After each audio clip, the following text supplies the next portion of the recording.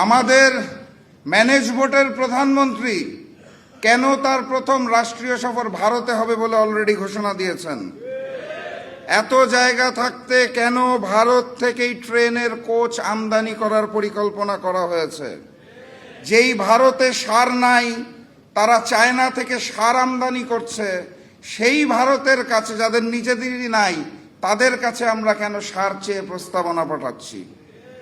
China যখন আমাদেরকে জ্বালানি তেল দিতে চাইল, সেই প্রশ্নটা আমরা কানে না তুলে, সেই প্রস্তাবটাকে কানে না তুলে কেন ভারতের থেকে জ্বালানি তেলের জন্য আবেদন দিচ্ছি? জুলাই জাদুঘর উদ্বোধন না করার পিছনে কাদের ষড়যন্ত্র চলছে?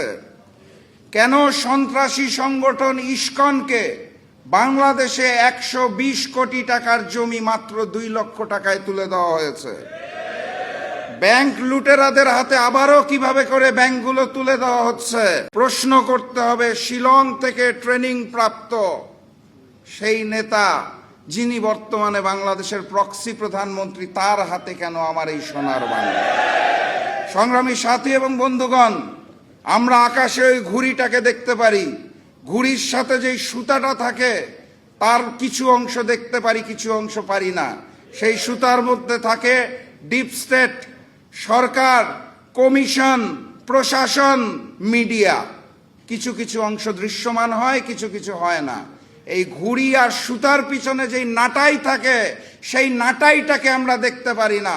বাস্তবতা এটাই, ক্ষমতার পালা বদলে ওই নাটাইটা এই মুহূর্তে আবারও ভারতের হাতে চলে গিয়েছে। এখন প্রশ্ন করতে পারেন, ভারত কেন গণভোটকে মানতে চাইছে না? কেন তারা জুলাইকে ভয় পাইছে? কারণ খুব সাধারণ। অগাস্ট মাসের 5 তারিখে শুধুমাত্র ফ্যাসিস্ট শেখ হাসিনা এবং আওয়ামী লীগের পতন হয়নি, সেদিন ভারতীয় আধিপত্যবাদ বাংলার জমিন থেকে পরাজিত হয়েছিল। তারা নতুন করে সেই আধিপত্যবাদকে ফেরত পেতে চায়।